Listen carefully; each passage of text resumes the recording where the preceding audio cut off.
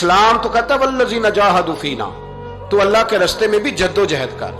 تو آگے بڑھنے کا شوق پیدا کر، تو یہ توانائی پیدا کر۔ میرے نبی کریم علیہ الصلوۃ والسلام نے اپنی امت کو مایوسی سے منع کیا، فرمایا رب سے دعا مانگو تو اس طرح نہ مانگا کرو، یہ مشکات میں حدیث ہے، فرمایا یوں نہ دعا مانگا کرو کہ یا اللہ دے چاہے نہ دے، فرمایا رب سے مانگو تو پورے شوق سے مانگو، عرض کرو یا اللہ دے تو ہی ہمیں عطا فرمائے گا، مالک عطا فرماؤ، فرمایا ذوق سے مانگو، جذبے سے مانگو۔ ہمارے ہاں استاد دو قسم کے ہوتے ہیں، ایک ٹیچر کی ڈیوٹی ہے اسکول جانا، اس نے کوشش کرنی ہے کہ اگر کوئی موقع مل جائے بھاگنے کا تو اسکول سے نکل جاؤں، کوئی چکر چل جائے تو۔ میں بھی چھوٹا سا استاد ہوں تو استاد ناراض نہ ہو مجھ سے، سمجھ لے میں اپنی تربیت کے لیے بات کر رہا ہوں، تو کسی طریقے سے نہ کوئی چکر چل جائے، کوئی فارم چلو مل جائے، سائن کرانے چلے جاتے ہیں، کوئی ایسا چکر چل جائے صحیح نکل جائیں، یہ ایک استاد ہے۔ ایک استاد ہے اسے شوق ہے، اسے ذوق ہے پڑھانے کا، وہ جب دیکھتا ہے نا کہ یہ کچھ بچے کمزور ہیں تو وہ کہتا ہے تم نے سیکنڈ ٹائم میرے پاس بیٹھنا ہے مفت بغیر ٹیوشن کے۔ میں نے دیکھے ہیں یہ لوگ، میں نے دیکھے ہیں، استاد اوور ٹائم دیتا ہے، ٹھیک کہہ رہا ہوں جی میں، دیتے ہیں جناب، دیتے ہیں۔ کچھ بچوں کو استاد کہتے ہیں تو گھر آ جانا، یعنی ایک استاد ہوتا ہے، ایک پرجوش استاد ہوتا ہے، ان دو لوگوں میں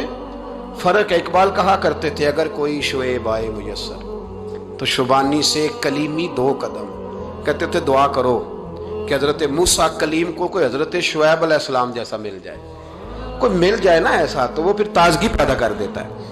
تو کچھ پرجوش، امام مالک رحمۃ اللہ علیہ کے ایک شاگرد کہتے ہیں کہ میرے استاد جو تھے وہ بڑے پرجوش تھے علم پڑھانے میں، شوق ہوتا ہے پڑھانے کا۔ یہ کچھ لوگ جمعہ پڑھاتے ہیں تو کچھ کہتے ہیں کہ ان جمعہ آ گیا تو کی کرنا ہے، ہمارے شاگردوں میں بھی ایسی ہیں، رات کو پوچھتے ہیں۔ ایک سے میں نے آج سویرے پوچھا، میں نے کہا بیٹے آج تو جمعہ پڑھانا ہے کی تقریر کرنے کے اندر استاد جی ڈیسائیڈ نہیں کیتا، تو میں کہ بھی تو بڑا مولوی تھا نہیں ڈیسائیڈ کیتا، میں تے 8 دن پہلے ہی ڈیسائیڈ کر لینا، کیونکہ مجھے تو تیاری کرنی پڑتی ہے، بڑا علم ہوتا ہے نا لوگوں کے پاس، تو ڈیسائیڈ نہیں کرنا، بیٹھیں گے تو فر بات جاری ہو جائے گی۔ کہنے لگا نہیں وہ، میں نے کہا خدا کے بندے کہتے ہو لوگ آخر میں آتے ہیں، تم بتاؤ تم تو تیاری آخر میں شروع کرتے ہو، کچھ خدا کا خوف کریں بھائی۔ ایک استاد ہوتا ہے ایک پرجوش۔ امام مالک کے شاگرد فرمانے لگے کہ ہمارے استاد پڑھانے میں بڑے باذوق تھے،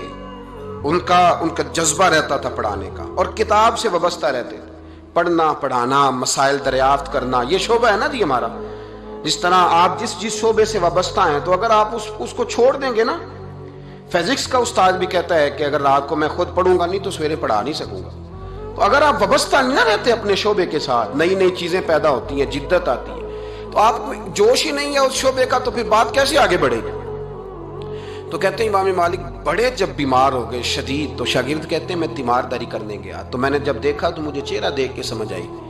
کہ امام مالک کا آخری وقت ہے، بڑے کمزور ہو گئے، اور معدے میں اور پیٹ میں اتنی تکلیف تھی کہ انہیں دودھ پلایا جا رہا تھا چمچ کے ساتھ، پیالے کے ساتھ، صرف دودھ پی سکتے تھے، کمزور ہو گئے۔ فرماتے ہیں میں جا کے بیٹھا، زندگی میں کبھی ایسا نہیں ہوا تھا کہ میں جاؤں اور امام صاحب کسی دینی مسئلے پر مجھ پر گفتگو نہ کریں، لیکن آج میرے دل میں خیال تھا کہ اب تو اس وقت تو ہوش ہی نہیں رہتی کوئی آدمی، لیکن کہتے ہیں میں جا کے بیٹھا ہی تھا کہ امام صاحب نے آنکھیں کھولی، فرمایا ماشاءاللہ آپ آئے ہیں، چلو یار میں ابھی کوئی بندہ ہی تلاش کر رہا تھا، ایک مسئلے پہ بات کرنی تھی۔ کہتے ہیں لفظ نہیں پورے ادا ہوتے، ان کے جملے ٹوٹتے ہیں، بیچارے کمزور ہو گئے، بڑھاپا ہے، ایک مسئلے پر بات کرنی تھی، تو فرماتے ہیں کہ میرا دل نہ اتنا نرم ہوا کہ میرے آنسو بہہ گئے۔ میں نے کہا اس حال میں بھی استاد جی آپ کو دین کی فکر ہے؟ کہنے لگے یار ایک آدمی نے مسئلہ پوچھا ہے تو اس کو حل کر کے دینا ہے، یہ رسول اللہ کا دین ہے، علماء کی ذمہ داری ہے آسان کر کے لوگوں تک پہنچائیں، ہر آدمی اس تک تو میں نے وہ دینا ہے، یہ میری وفا ہے اپنے مذہب کے ساتھ، آخری دم تک دینا، میں اپنی حیاتی تو قربان تھی وہاں میری محمد پکیندے گزر گئی، یہ کرنا ہے کام، لوگوں کو آسان کر کے دین پہنچانا ہے۔ فرماتے ہیں کہ میں نے کہا استاد جی فرمائیں،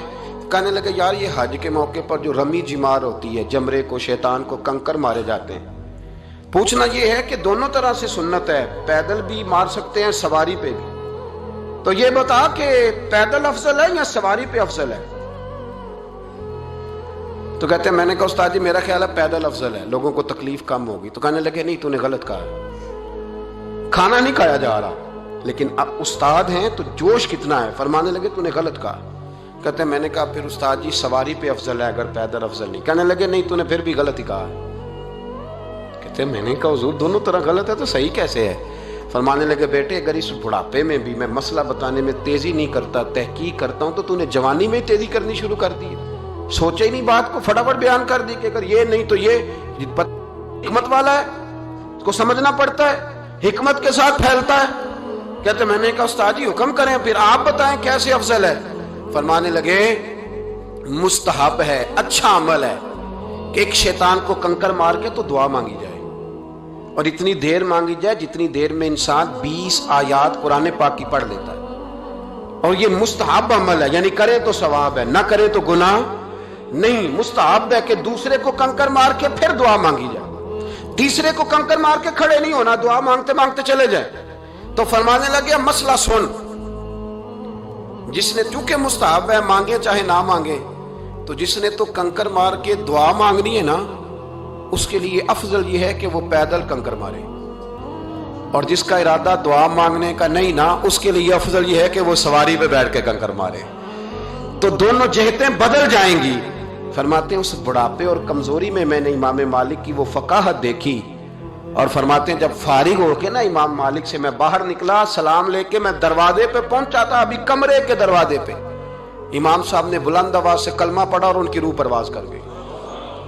بلند آواز سے کلمہ پڑھا، روح پرواز کر گئی۔ اتنا دین کا جذبہ، شوق،